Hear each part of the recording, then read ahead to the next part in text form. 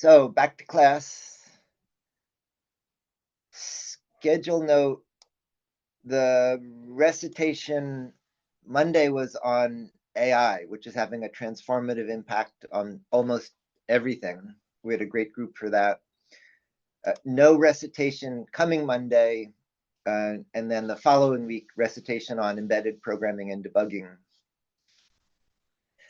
This week is electronics production. And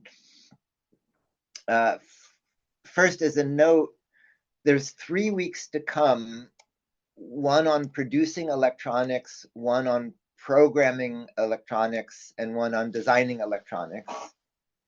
And we've tried multiple permutations of the order.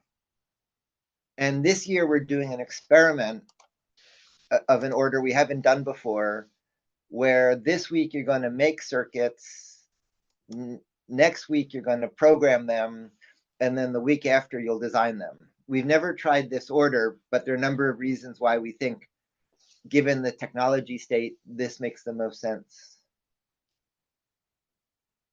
So what you're going to do, the assignment is to make a microcontroller development board. And the Quentorus, which is a contraction of Quentin Bolsi and Adrian Torres, this was a project that emerged from the instructor boot camp. And so this board consists of a Seed Shao RP2040, which is a powerful processor. It has a button for an input and LED for an output. It has pins that take out signals and bring in signals for interfacing. It has a header to communicate, and you can use these two headers to program other processors in different families. So it's a very general development system. And so you're going to make this, and then, while it's not required to make this version, this one is recommended. And then in the following week, you'll learn to program it. And the week after that, you'll learn to design it. So this is the last week was one of the most creative weeks. This is now one of the least creative weeks. So extra credit is to personalize it. And we haven't yet covered CAD tools for electronics. That'll come. But the workflow exports images. And so you can take this basic design, and you can just modify it by editing the images, for example. And I'll talk about that. There's a question about SMD versus through-hole. Let's see, I'll talk about SMD versus through-hole in class as one of the topics. So you need to make the circuit board, and you need to attach the components. So there's a lot to talk about. As a reminder, each week, the link at the top is linked to inventory relevant for that week. So what's called dead bug is where there's no circuit board, where you just kind of stick everything together in a tangle. And occasionally, dead bug is useful, but it's not structurally strong. You can't mass produce it. It's just something you should know about. Etching is the most common way circuit boards are made. This is a link to a project on etching. To etch, you have to, in some way, prevent the etchant from removing the material you want to keep. So you can do it with lithography. This is notes on the standard process, where you expose an optically sensitive material that makes the etch. You can transfer. And so one of the ways to do it is you print with toner and you transfer the toner. you can do it by printing directly onto the substrate. Let's see, that's an ad, but you can print onto the substrate. But then with etching, common is ferric or cupric chlorides, a little better ammonium or sodium persulfates. These are hazardous chemicals. There's a real disservice done by hobbyist kits that provide these chemicals, because if you pour them down the drain, first they're etching your plumbing, and then second they're polluting the whole downstream ecosystem. You have to do chemical waste disposal to get rid of these safely. Slightly better is this is etching with a citric oxide and peroxide. This is closer to pharmacy or kitchen chemistry. That's a little bit better. SDS are safety data sheets, and so any chemical you buy comes with these.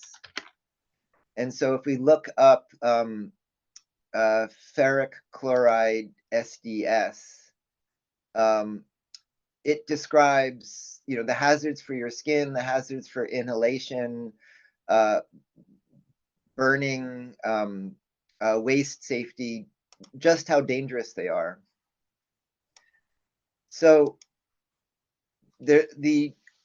another issue with etching is the amount of water that's consumed. So the rule of thumb is a 1 meter square circuit board consumes a 1 meter cube volume of water that becomes wastewater. So it produces a lot of wastewater. And then this is an article on the waste from the process. And the last thing is, let me make a note. To do lithography, let's see. I'll add 2 notes to this page. To do lithography, what's good is it's a parallel process. You can etch many boards in parallel. And the second thing is it's a very high resolution. You can make very small features. But the other thing that's bad, and the reason we don't like it for the class, is to make just a single board, you have to go through all the steps of lithographic transfer, getting the etchant, putting it into the etchant, then doing the waste disposal. So compared to that, we're going to do machining, which is a direct write process. This dates back to Google Glass, but it's a series of videos.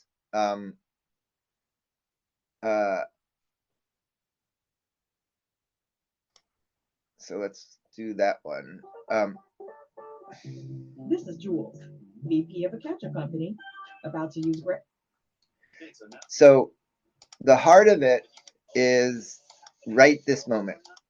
So this is a small but high resolution tabletop milling machine with a tiny end mill, and it's cutting away the copper you don't want. The reason we like this process is there's no chemical waste. There's just a little bit of dust to vacuum up.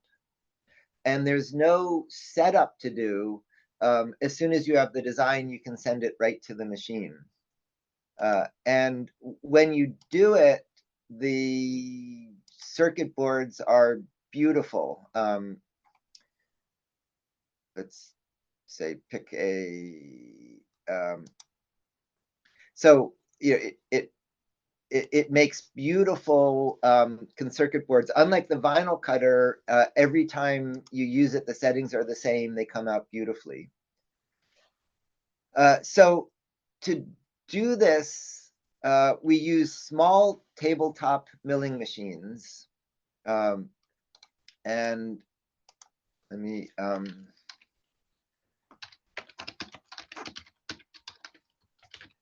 so in the past, we've used, for example, the Roland SRM 20, which is about $4,000.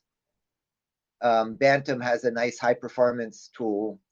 But these are thanks to our friends in Shenzhen, and not just, actually, this one isn't in Shenzhen, but Chinese manufacturing, they've come way down. So this is a $400 tabletop milling machine with good torque in the spindle and high resolution. It happens this one doesn't have a great spindle. And so when we buy that, we buy a replacement spindle that has less run out. Run out is when you spin the tool, the misalignment that enlarges it. And so with that low cost tool, you can do the machining we're doing. Then you need the tool. And so the most common one we use is, this is a 1/64 inch end mill. And it's about $18. Let's see. If I take one here, in the video, you won't even see the tip of it. It's this precision ground cutting tool to cut out the traces. You can get them even smaller. This one is a mill, again, is a thousandth of an inch. This is 10 mils that we use for the tiniest features. This is a bigger one, 1/32, and we use that not for the traces, to cut holes through the board and to cut the outline of the board. So those are maybe $15, $20 each tools. They work beautifully, but there are many ways you can break them. Breaking them isn't hazardous to your safety, unlike a bigger tool, but it's hazardous to your lab's budget and your relationship with your instructor. So if you drop the tool, if you cut too fast, if you cut too deeply, all of those will break the tool. So another option is these, and these have gotten better over the years, these V-bits. So the end mill has flutes, it has spirals designed to cut. This is a much cruder tool. It's just a flat edge. But over the years, they've gotten sharper, harder, and they have a coating, a ceramic coating that protects them. And these can work beautifully. Let me jump to down here. I have a test pattern. So this shows the test. So if we go back to here, what this is doing in steps of a thousandth of an inch, it's varying the width of the line, how skinny a trace you can make, and it's varying the gap, how narrow a gap you can get into. So this shows doing it with the 1/64 inch end mill. This shows doing it with the smaller 10 mil end mill. And so you see it gets into smaller. And then this shows doing it with the V-bit. And it's maybe slightly rougher on the bottom because it's cutting with a taper, not a flat bottom. But you can see the traces are coming out beautifully with the V-bit, much cheaper. And then this is using a laser, which I'll talk about. Now, in between V-bits and straight end mills are tapered end mills. And so these are a nice kind of hybrid that these can, depending on where you get them, these can be more expensive than V-bits, but cheaper than the conventional end mills. But they cut better than the V-bits, and they're more robust than the straight end mills. Oh, let's see, and that's a broken link for the contouring.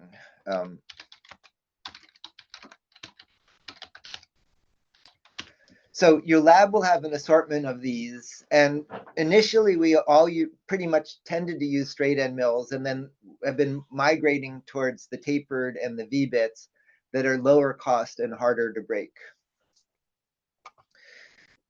So to machine, the first thing you need to do is fixturing, is holding the material down. And as we get to bigger machining, that gets more complex. The reason fixturing is a little bit subtle is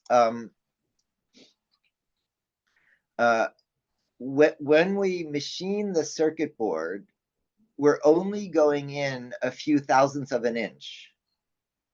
And so if the circuit board bows and you try to machine it, you'll get non-uniform cut depth. So one of the ways to fixture it is with an adhesive. And so the transfer tapes that I covered for the vinyl cutter, you can use with the circuit board. So you take a circuit board, you put the transfer tape on it, and you use that to hold it. And that works great because you're not holding it from the side, you're holding it from the bottom. So wherever you cut, it's held down. And then you just have to peel off the adhesive at the end. Another way to do the fixturing is with clamps. So you have the bed of the machine, and well, actually, I'll show you here.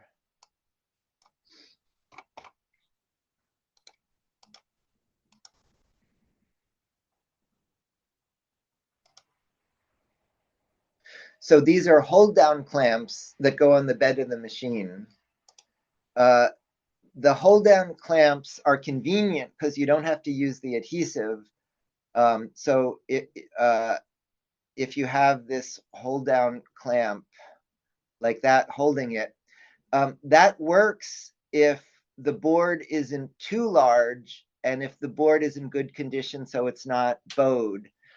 Then instead of having to put the tape every time, you just clamp it. The next thing you do is the underlay. And so here you have the bed of the machine. You have your circuit board you're going to make, but then we're going to make holes or to cut the outline, we're going to cut all the way through the circuit board. And you don't want to cut into the bed of the machine. So this is a sacrificial layer. And so you machine into that.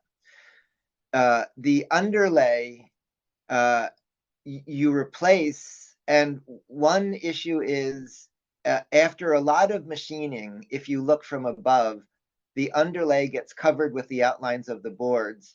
And when you've done enough machining, there isn't enough underlay, and so it doesn't support the board very well. And so it's important to regularly replace the underlay so it supports properly. Next comes zeroing. And this is a source of a lot of frustration. Because we're only cutting in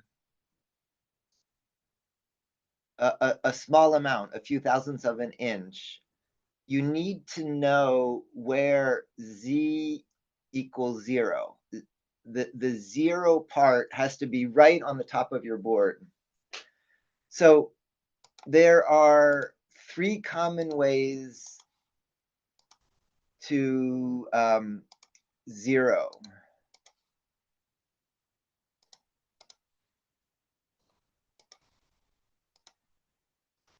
This one, so here you can see the clamp holding the board with the underlay underneath. And then this is the spindle holding the tool. One way to do it is you move the tool over, you loosen the clamp holding it. And sometimes it's a set screw, sometimes it's a collet.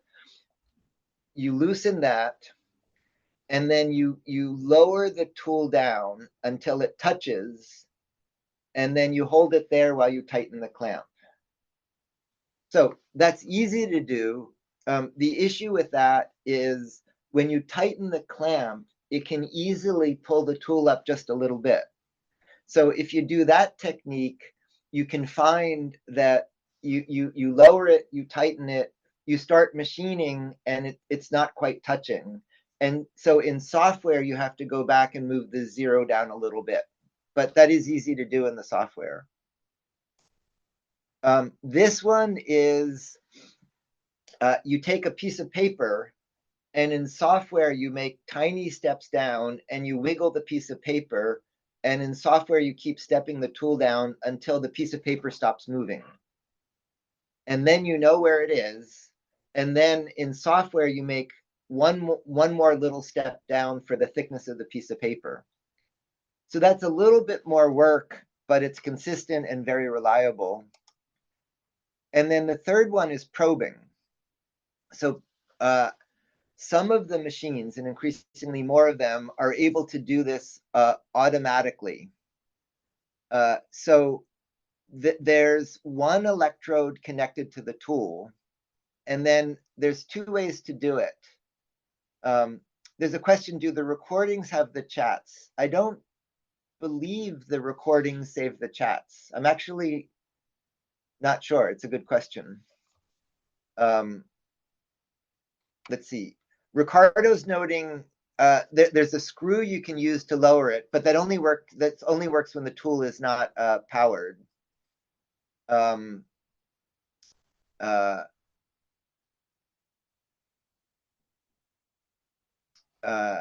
So yeah, we can look into recording the chat, but I do recommend just, watch the chat as it goes by and save notes from it. We can look into, here, I'll make a note, save chat. I'll make a note to look into that. So what's going on here is there's a little electrode there, and a normal way to do it is the electrode's on the bottom, the tool's on the top, and then the machine lowers itself and it electrically tests when the tool touches the plate. Now, what I'm doing here is, since we're doing something conducting, not insulating, I'm using, rather than having to put the plate underneath, I just have it touching the circuit board. And so now I can touch anywhere and it works. And then you'll see I have these pieces of paper. Depending on your configuration, these pieces of paper are to insulate the circuit board so it doesn't interfere with the circuit. And so now what's nice about this technique is it's automated. You just tell it to come down and touch. And so when it works, it's perfect. It gets it exactly right. It's automated. One issue is if anything goes wrong, it plows into the bed and you can break a tool that way. Another is some of the machines are better than others at it. Some aren't very accurate and there can be some error in it. Another is we use, depending on which system you're using, like the one behind me, there's a dust shoe, which means once you zero it, you need to move it back and put the dust shoe back on. So each of these has strengths or weaknesses, and you can experiment with each of them. I tend to just use the very first one, where I bring it over, I lower the tool, and I hold it and clamp it. Then, depending on your machine, there's a set screw, which is a tiny screw that holds it in, or there's a collet that you tighten. The important thing to know about these, in particular, the set screws are, you can easily strip it. The threads are so small, you can over tighten it and strip the threads. So when you hold the tool, it's not a gym exercise. You don't need to go to the limit of your strength. You just tighten it. Just snug is enough to hold it. You don't have to go beyond that. These tools have a lifetime. Used properly, an end mill could make maybe 20 few-inch circuit boards. The limitation on that is if you break the tool. So at the beginning of the tool life, it's so sharp that the edges aren't perfectly uniform because they're making tiny little hairs. Very quickly, when you use the tool, it gets slightly rounded, just slightly, and that makes it cut cleanly and smoothly. And then towards the end of life, so if we go back to here, this is what it looks like when the tool is happy. It comes out just perfectly like that. Towards the end of the tool life, the edges get rough and the tool is getting dull and it's starting to smush rather than cut. Now, it's surprising when you get near the end of life, even if the board looks rough, you can deburr. And so I like to use, you can use a fine abrasive paper. I just use a steel rule. So this is a ruler that has a very sharp, straight edge. And I just take a steel rule. And when you have these little burrs sticking up, you can pull it across and deburr. You can get rid of them. And so even when you think your tool is near the end of life, you can still go quite a long ways. Let's see. Yuichi likes to use a sanding sponge.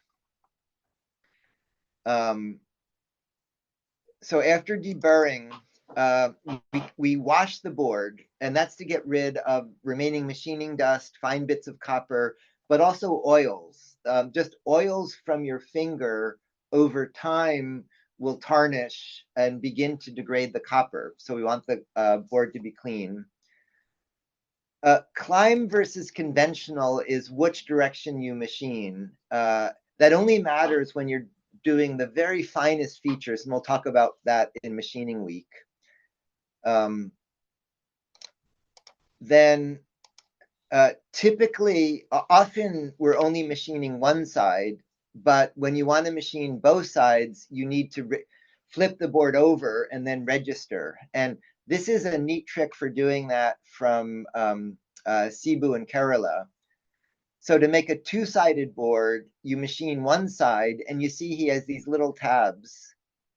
You take the board out, put on the adhesive tape, and then the tabs exactly fit in the slots. And so that re-registers your board. And so you have the same origin. And now he's machining the other side. And so this is a board, a busy board that has traces on both sides. And then I'll talk about these vias to connect the top and bottom for registration.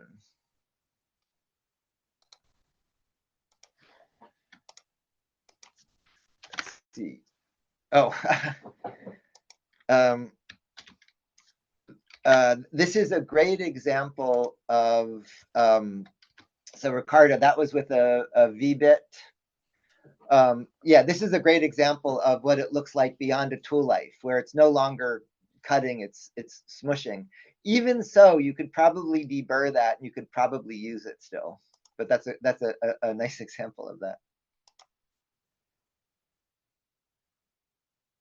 Okay, so that's machining. The machining process is completely consistent, completely reliable. There's no variability. If there is, something's wrong. So that's the workhorse. The vinyl cutter, on the other hand, it is, so here's a vinyl cut circuit wrapped around a cube. Hung Hao fell in love with the vinyl cutter, so he has nice videos of the process. For the vinyl cutter, one of the nice things is you can make flex circuits. And so I had started showing this in last week, but let's go through again. The copper, which is much more expensive than the vinyl, has, instead of tens of dollars, it can be $100 for a roll. It's only weakly adhered to its backing. If you try to cut that, the copper will smush, will move. So I didn't want that. So the first thing he's going to do is he's putting down the cast epoxy film, and that's the final substrate. Then he's going to put down the copper. He's adhering it to the epoxy, and then he's putting that on a cutting mat that holds it all together. The cutting is fast. It's, could be just a minute or two for the cutting. The machining process is about 10 minutes a square inch. So machining might be 10 or 20 minutes. The vinyl cutting is a minute or two for cutting, but then you have to weed. And you saw that last week. And so when you have the settings right, the weeding comes right off. But then what you can do is with the vinyl cutter, so what he's done here is you can lay up multiple layers. So what he just did was, in the epoxy film, he made a mask layer. That's when you want to go between layers. And now he's going to do another copper layer, register that, and that can be a top layer. And so with that, you can lay up multi-layer circuit boards and like that. And so that can be flexible. It can also, it's not limited to the size of your PCB stock. You can make long, skinny ones. The time it takes is the linear distance, not the physical size. This is Victoria, who fell in love with the vinyl cutter. So after machining, she vinyl cut all of her circuits. Now, one big issue is when you vinyl cut, the copper is not adhering as well as the conventional PCB. So in particular, connectors, you can easily rip up traces. So what she's doing here is a nice process where you vinyl cut everything and then you encapsulate it. So she's using an epoxy to encapsulate the circuit to make it robust and hold the components down. Let's see, Leo's in the chat asking about the multi-layer. So for the multi-layer, that wasn't clear in the video. The copper tape has an electrically conducting glue, but it's not a great conductor. So you can just smush it together and use the electrically conducting glue. But it's a better joint if you take after you have the via window, you put in a solder bump, you put on the top layer, and then you reflow it that reheats it internally, and that makes a stronger joint. So if you vinyl cut, then encapsulate, then it's indestructible. It's really robust. And let's see, this is similar to what we saw in one of the examples today. This is taking the vinyl cutter and wrapping it around something else. And here what he's doing is he's making this construction system to make joints out of it. Yeah, no, Marius is asking about soldering to the copper. The issue is soldering to the copper itself solders just fine. The only issue is if you have a larger stretch of it, just the heat transfer. You need to heat the whole thing up. But the solder, the copper tape soldering to it is fairly straightforward. And then there's also a funny hybrid. This was a mashup that had never occurred to me. This was to get a different form factor. Instead of buying the PCB, this was taking the copper, but putting it on a machinable substrate, and then machining rather than vinyl cutting, and then weeding it. And so in effect, this is making your own PCB stock.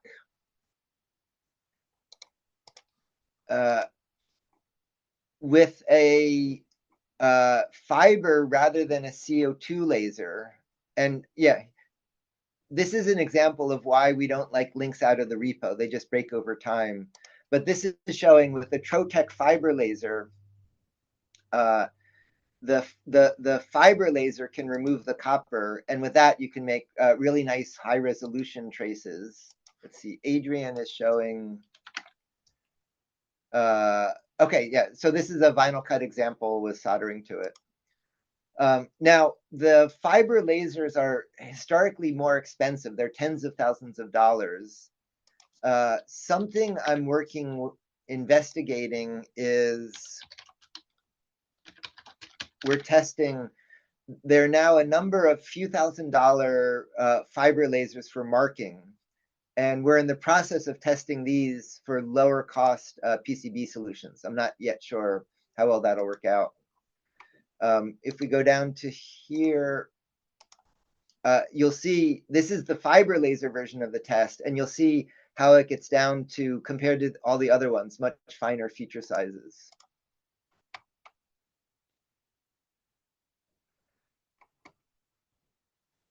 Okay, there's a few other processes.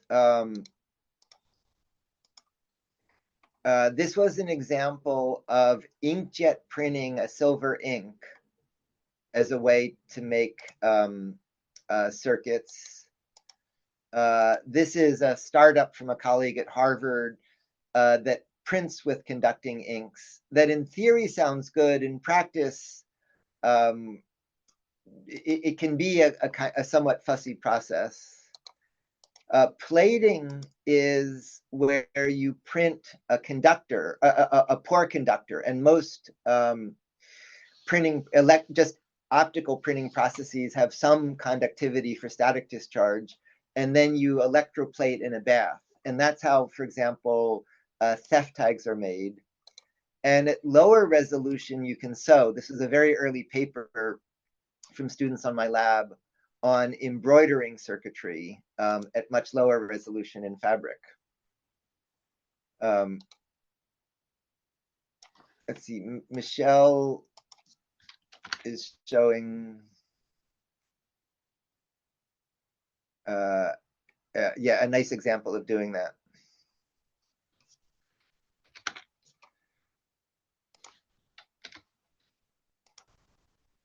Okay, so that's how we're going to make our circuit boards. So let's see. Right. So PCB materials. FR4 is what you usually see when you see a PCB, and it's typically a greenish. That's glass reinforced. We don't go near it for machining because it kills the tool and it's hazardous, the glass fibers. We use FR1, and so FR1, for example, comes from, this is one vendor. This is not as good at high temperatures, but it machines beautifully. And so that's what we use for machining. So it's very important you use not any PCB stock, but the machinable PCB stock. Garolite is the underlying material, a version of the underlying material. And you can buy Garolite sheets, and then you can use the copper, and you can make your own board stock that way. But we typically buy FR1. For flex circuit boards, that's typically done commercially. Yeah, FR1 and FR2. FR2 is also fine, just not glass reinforced. Kapton is typically used for flex boards. We use the epoxy film and the copper tape. And then this is measured in a funny way. When you order PCBs, it's described in ounces, which is the weight per area. But this is the conversion of ounces to thickness. And we're typically using 1 ounce copper, which means the copper layer is only 35 microns thick. And that's why the machining depth is so shallow. There's very little copper that we're removing. So you're going to make your own boards. And what's great about that is in an hour, you can go from an idea to designing a board to machining it to stuffing it. Very low cost, instant, almost instant turn. You can iterate quite a few. Now, what's nice is, thanks to our friends in Shenzhen, OSH Park is domestic in the US. JLC PCB and PCB Way are classic vendors in Shenzhen. And they've really blown open PCB making. So you go through this process to make your board, and so yeah, sorry, let me go back. So you pick out how many layers, which I'll talk about, the board thickness, and then there's a number of options for the board fab. What's crazy about it is the pricing. And so this says PCB prototype, $5 for 10 pieces from 24 hours. And so it's typical when you upload your design to them, because they're doing this in such volume and have so reduced it, that the board fab can cost $5 or $10. Most of the cost is just shipping. You might spend, say, $20 for shipping. And the board fab can be 24 hours, but it's a few more days in shipping. What all that adds up to is, for maybe $30 in a week, you can have them make your board. That doesn't make sense for quick turn development. It makes sense when you want to go beyond the resolution of what you can do in the lab. And it makes sense when you want multiple boards. And so one of the group assignments is to go through the steps of sending something out to the board house. So you could, for example, take the Quentaurus design and have it also produced in a board house, or you could pick one in your lab. But as you, let's see, Leo is mentioning Aisler as another, as a European board house that's also reasonable. So I don't use these to start. I make boards in-house while I'm doing development, but then when I'm ready to make a batch of them and also push the design rules, then I send them out. Now, in addition to the board houses can assemble it for you. And one version is you send them the parts, but another version is, assuming you don't have any unusual parts, you can actually just send them the parts list, the bill of materials, the BOM, and they can assemble it for you. And they can do that at, again, a surprisingly low cost. Now, design rules are what's the skinniest trace you can make and what's the narrowest gap between traces. When we machine, 15 mils is typical. For the board houses, 5 mils is typical, and beyond that, they're very specialized processes. This is a one-layer PCB. Everything is on a single layer. This is, you could call this 1.5, because you'll see this is a 0 ohm resistor. It's a resistor, but it has no resistance. It's just a conductor. And what I'm doing is, we use a package size called 1206, and we picked that because with the 1/64 inch end mill, you can route a trace underneath it, which is handy for routing boards. And so in this PCB, I had to get this wire over to here, but this trace was in the way. So it's still all on one side, but I'm using a 0 ohm crossover to get over a wire.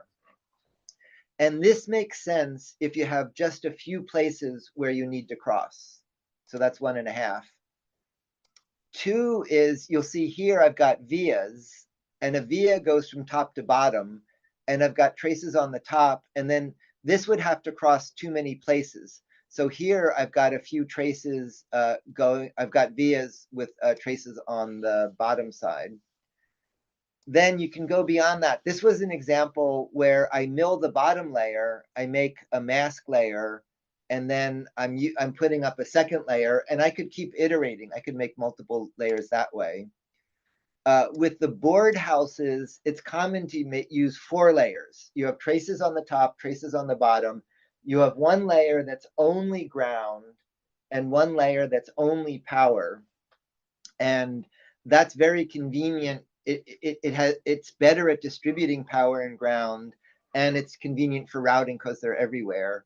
And by the time you get up to something like your phone or your computer, routing those are so complex, those could be 10-layer boards to deal with all of the routing. With the board house, there's more, yeah, so Leo is asking, and I should add a note about that. So if you look at this, you'll see I've got sharp corners. So Leo is right that at high frequencies, sharp corners are bad for reflections. And so how you shape the trace is critical. But that only matters if the wavelength of the signal is comparable to the size of the circuit board. And that only happens at above gigahertz. So if you're below many gigahertz, you don't have to worry about that for routing. And then sharp corners are also bad for etching because the etchant doesn't get into the same in the sharp corner, and so it etches slightly differently. And so you don't want to do that for etching, but that only matters when you're pushing the limits of the design rule of the process. So for machining, we don't care. And for a board like this, you're nowhere near the limits of the etching process. That's only when you're at etching. Yeah, Ricardo's also noting it can matter for ground return. But again, Ricardo, if you look at power compliance, inductance, all of that, you're unlikely to run into these electromagnetic effects. So you'll see square corners in mine. It's bad practice for very high resolution or very high frequency, but we're not getting near that. With the board house, in addition to the traces, a mechanical layer is the shape of the board. A drill layer is the holes. A solder mask, let's see. A solder mask limits the solder to only be near the pads. A silkscreen is text. And I'll talk about in a minute stencils for paste. Then for vias, a simple via, if we have a trace here and we want to get to a trace here, a simple via is a conducting path from top to bottom. A blind via goes to an internal layer, and a buried via goes between internal layers. And those are much more expensive. So to make a via, if you only have a few, here I made a through hole, and normally this would be a trace on the bottom, but rather than flipping it and do a two-sided process, I just soldered a wire between them. And you can do that if you just have a few places you need it. We have in the inventory these rivets. And so you mill one side, mill the bottom side, mill the holes through, and then you pop these rivets in, and they make the joint between the top and bottom. This is from a board house. When you send it out, they do an electrochemical plating process. And so they plate through the holes, so you don't need to do that. Now, coming to one of the questions in the chat, this is a search engine for components. So this is a processor, one of the processors we use. This is through hole, where you drill holes in the board. This is chip scale packaging, where the package is the size of the chip. This is a surface mount package. We avoid these for almost everything because through hole components are obsolete except for when you need it mechanically. They're no longer used for current parts. They're bigger, you have to drill holes. Just about everything is surface mount except for where you need better mechanical connections. Chip scale packages are much finer pitch. I'll talk about reflow, and you need much tiny traces. So we use those only for special small packages. And this sort of package is what we use most of the time. So we're going to be using surface mount components. Leo's wondering about electroplating without chemicals, like reflow solder to electroplate. I've never tried that. It's an interesting question, whether you could pack the hole with the solder and reflow it. Yeah, it's an interesting question. I've never tried that. Now, breadboards, if you know me, you know that I hate breadboards. So the reason why is these are fun, handy for beginners. Let's see, there's a link in the chat about an error on that site. I'm going to talk about solder stencils in a minute. So breadboards are familiar for hobbyists. The reasons I don't like these, one is to use these, you need through-hole components you push in the holes, but we're using surface mount components for everything else. So you really need two complete sets of components. The second thing is the joints don't have good electrical properties and they're not physically reliable. And so if you make a breadboard and move it around, it can stop working as the wires walk out. When you make it, you're probing, you're poking, and then if you come back another day, you can forget what's there, not even understand what it is. There's no documentation. The process we're using is quick. You can make a board in an hour from design to having it finished. And when you make a board this way, there's a lot of editing you can do. You can desolder, you can cut traces, you can add jumpers. And so breadboards have a role when you're experimenting and when you're learning.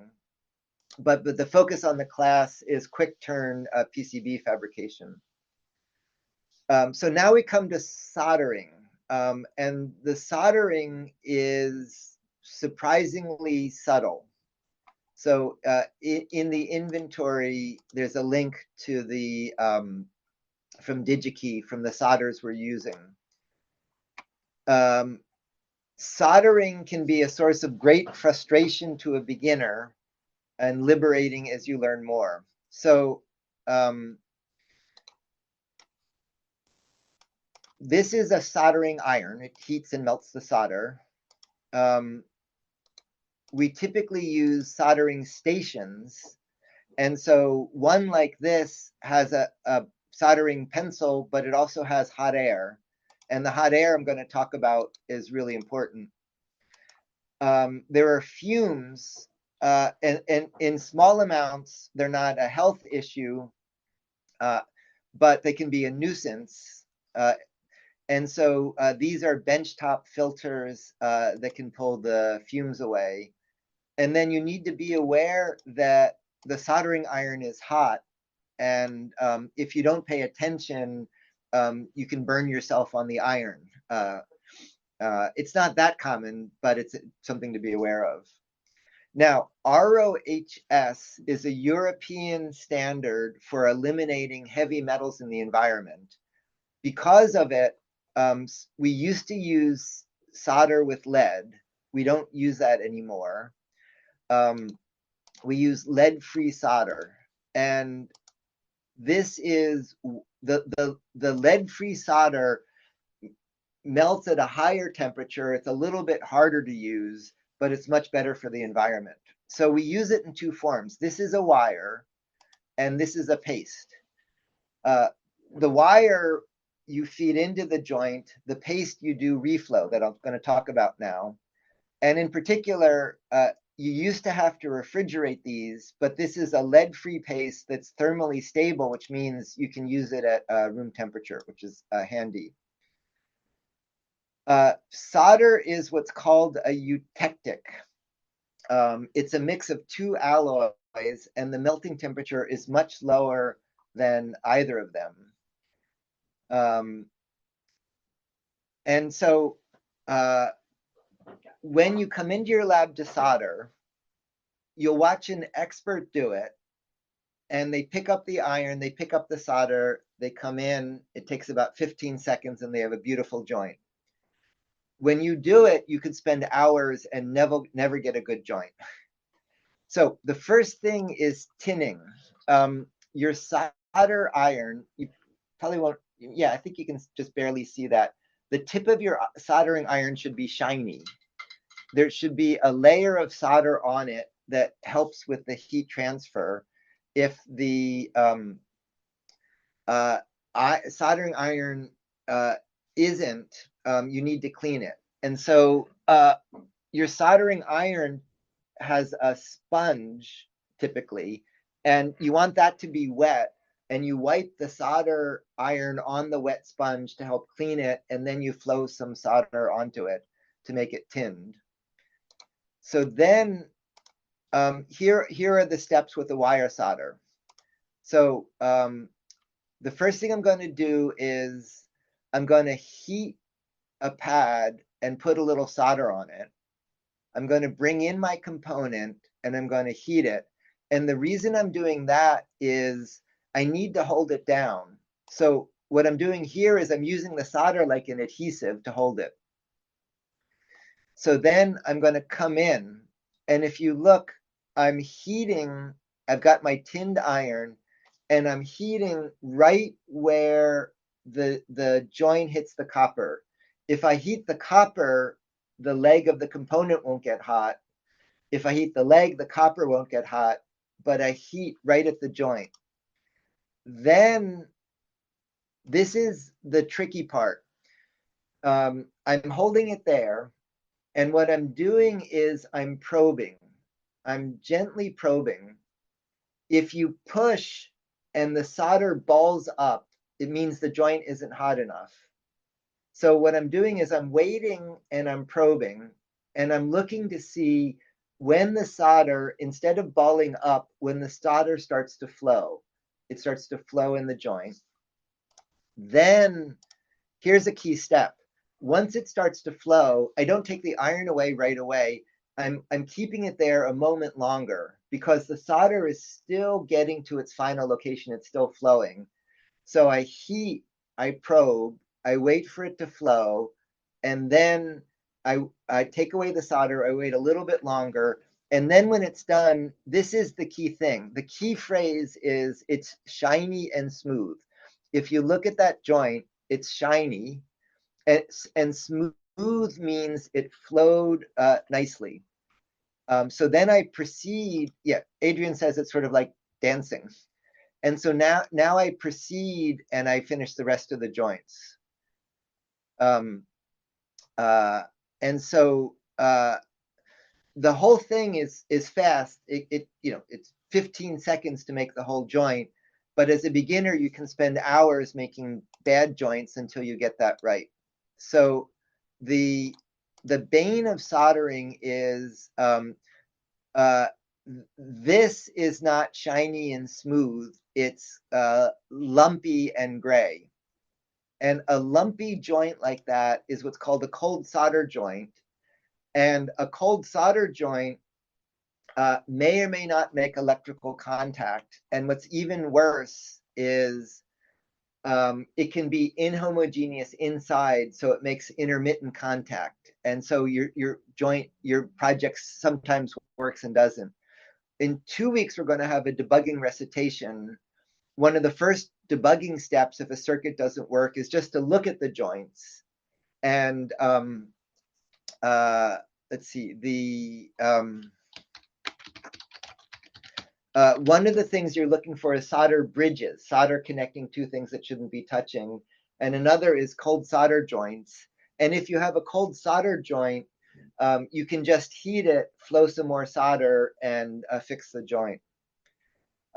In the solder is flux. Flux helps clean the joint, helps the solder flow. You can get flux in paste or a pen. Some people swear by using extra flux. I typically don't. Some people like doing it that way. Then comes reflow. So reflow is where we use solder paste. So you can do reflow with hot air. So here what I've done is I've dispensed paste, and you'll see I didn't even put it carefully on the pads. At this pitch, I just made a little bead. FR1 is not a good heat conductor, so you can't heat from below, but I'm using a hot air gun. And with a hot air gun, I don't bring it in right away because I'll actually blow the parts away. What you do is you start heating and you start bringing it in, and you'll see this the paste begins to soften, it begins to flow, and then there's this magic transition where suddenly it turns from gray to shiny metal and gets sucked up in the joint. And so here I dispensed the paste, I placed the components, I brought in the hot air. You need to do that. More advanced packages don't have leads. To pack them closely, the leads are underneath. And so for a package with components underneath, you have to do reflow. But even for beginners, some people fall in love with this process where instead of all the steps I described of bringing in the wire, touching the joint, doing all of that, you just quickly dispense the paste, put down your components, and then just do the reflow. So that's with hot air. Then FR4 boards are good thermal conductors. So you can use a hot plate. This is a tiny little USB one. And here I dispense the paste. I stick my components in the paste. I heat it, and they come out beautifully soldered. Now, one of the things we worked on at the instructor boot camp is stencils are tools for spreading the paste. And you can order those from the board houses. Let's see, I think, let's see. This is a link to, see if that loads. By the way, this broken link is why we're so rigorous about stuff being in the repo, so we can back it up. So this was just first testing VBits. Now, what we're doing here is, this is a much tougher material than vinyl. This is polycarbonate.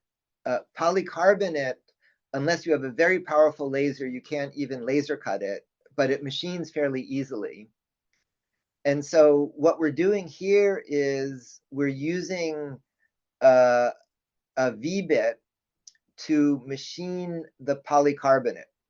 And we did this with two versions. This is 10 mils, which is a bit too thick.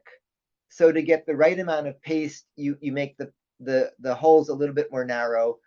5 mils is a better thickness, but you need an adhesion layer to hold it down. But what we're doing is we're machining just where we want the paste to go. Then we spread out the sheet. We've got boards around our board just to make a flat surface. Then with no, so in what I showed you before, here, there's skill in using the syringe to dispense just the right amount of paste where you want it. Here, there's no skill at all. You just kind of smush the paste around, and then you take an edge, like here it's the edge of a PCB, and you just wipe off the excess paste.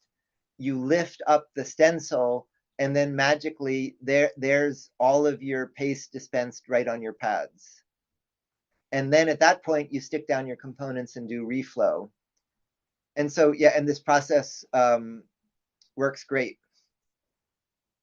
So one of the things I'm curious about is more and more of the components we're using need this reflow because the components are all underneath. Many of the sensors and processors. Using solder stencils is considered a more advanced process, but it's now so easy to make them that I'm curious whether this might actually become a beginner process. So for a beginner, you mill your circuit board, you mill a stencil, you lay the stencil over your board, you spread the paste, you stick down your components and do reflow. And you don't need to learn, I mean, I want you to see all of the processes, but you don't need to master all the skills. And so you definitely need this for more advanced parts, but this might actually be beginner friendly to learn to do this the whole way. And so Jean-Michel, Hank Lean, and I worked on this. This is all nice documentation from doing that. So that's solder stencils. Magnifying is, I'm nearsighted, so without my glasses, it actually is magnification. You may find there are magnifying lenses on arms that help. And I have handy loops like this. And when I'm doing very fine work, I do need the loop just to look at like tiny joints. Stuffing. You assemble from bottom to top and inside out for order. So big components don't get in the way of small components. And then you're going to need to desolder. So like, for example, here, this had skinny traces that were too fine for me to solder. But what I did is I put solder everywhere. So these are solder bridges that are normally bad, but then I remove the solder bridges and I'm left with just what I want. So I use solder braid, and this is widely misunderstood. This is really handy. It's a copper braid. You hold it against the joint and it sucks the solder away. But it has one huge trick, which is if you poke your soldering iron against it and hold it at your joint, nothing will happen. It's like a pump and you need to prime it. So you hold the braid against where you don't want the solder, but you have to feed in a little bit of solder. And that solder flows into the braid and then it starts wicking the solder away. And with that trick, you can use that to remove solder. You can get solder tweezers, solder vacuum, a number of different desolder tools.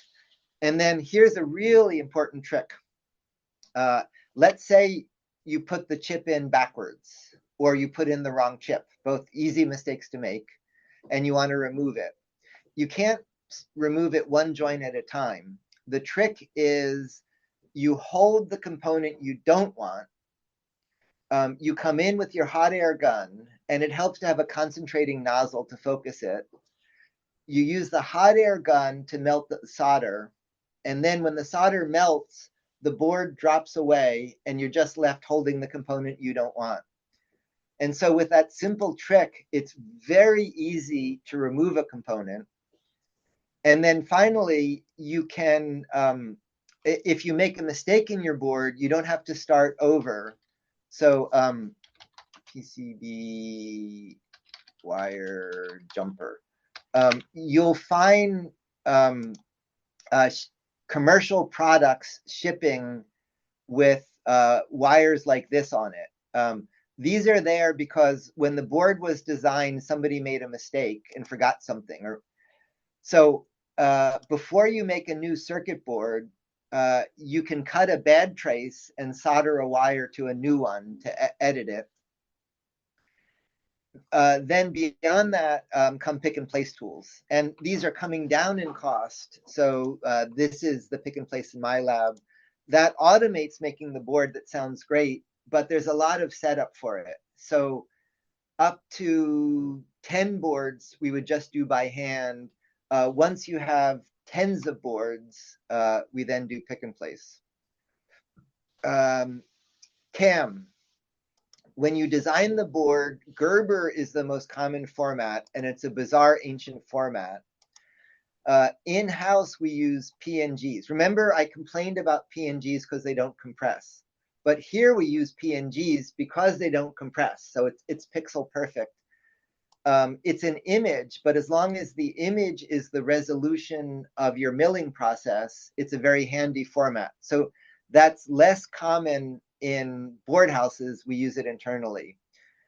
These are some CAM tools. Most common way we do it is mods. And this is an older version of mods, but it still looks similar. So you load the image in, which can be a PNG or an SVG.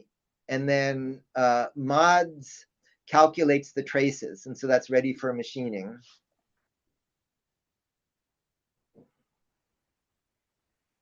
And then you load the board outline. And this is now a 3D job that does a few passes. And so you use that job for the board outline. You also use it to do the through hole components. And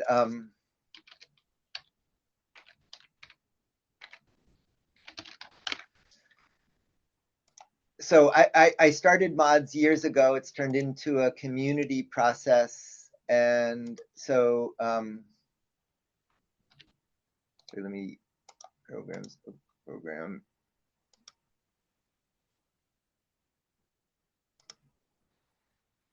So I'm going to save, I'll put this link on the class page. So this is a more recent version. So this lets you input your design as an SVG or a PNG. This has defaults for isolating the traces, wiping out top copper, milling the outline. And then this is a nice thing Fran did. This is a calculator for the V-bit. For the V-bit, the width is a function of the depth. And so this does the V-bit calculation in mods. And so then here, this is now this line test pattern I mentioned at the beginning. And so let me end with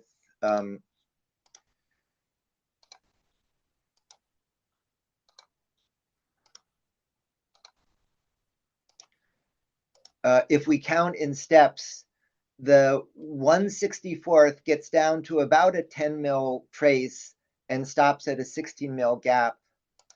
The 10 mil gets down to a few mil trace and then gets down to a 10 mil gap. And then the V-bit can do that, but with just a much lower cost tool. And then the fiber laser gets all the way down to a few mil gap and a few mil trace, which is at the limit of the resolution of board houses. So as a group, characterize your design rules. And the main thing is just, run these test patterns so you understand you should have clean edges and you understand the width of the lines and the spaces. And then this is kind of an open-ended assignment. I'd like you to see how to send out a job to a board house. You may or may not do that this week. Pick a board that you want that is challenging features that you want to make more than one of. It can be this week. It could become later in the semester. But I want you to. Adrian's posting a fun thing in the chat, which is the history of programmers. Send a board out to a board house to see that process.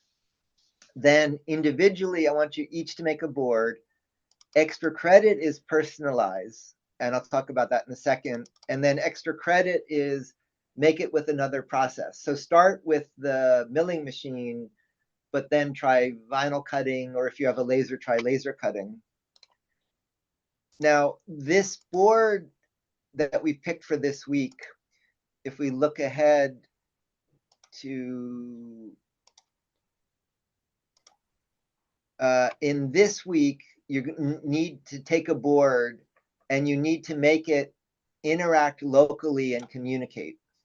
So this one, it can do all of that. So simple interaction is a button input and an LED out. It's got pins that can go out to, could go out to either wires or a breadboard to interface other components.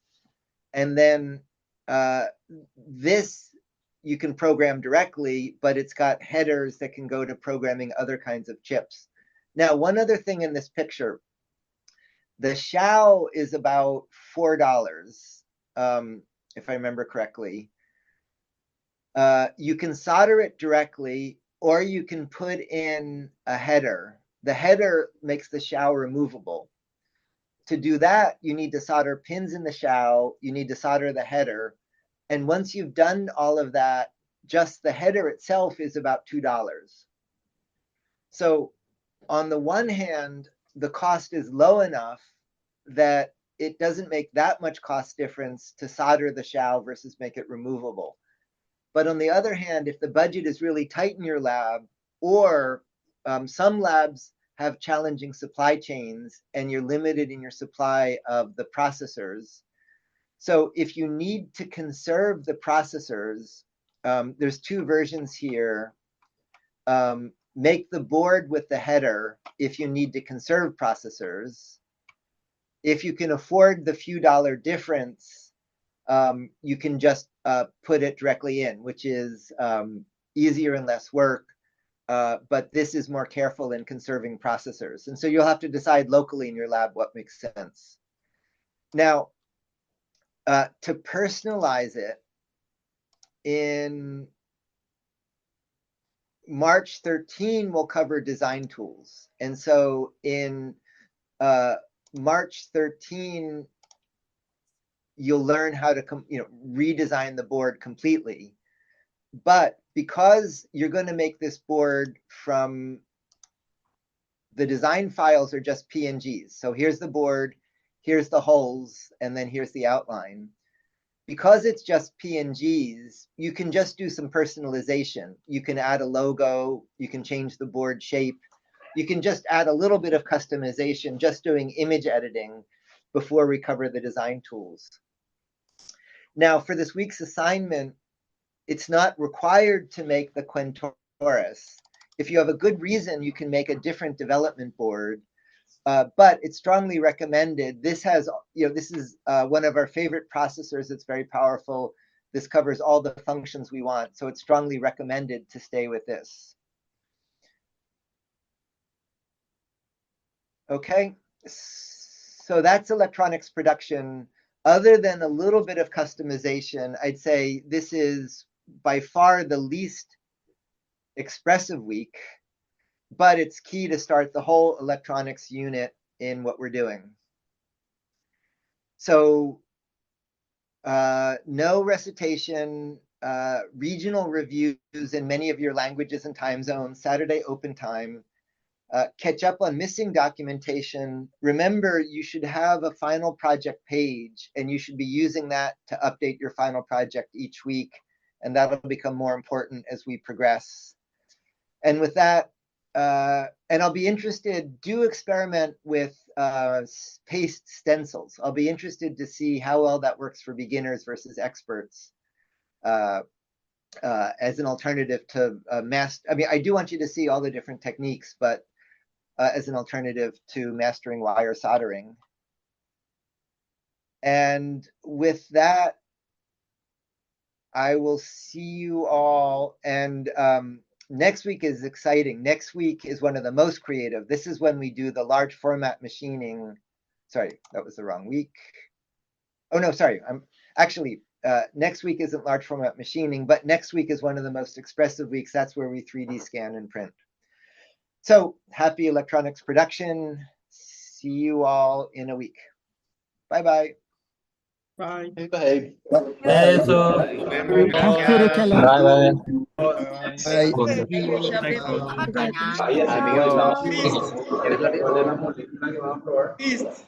Amigo.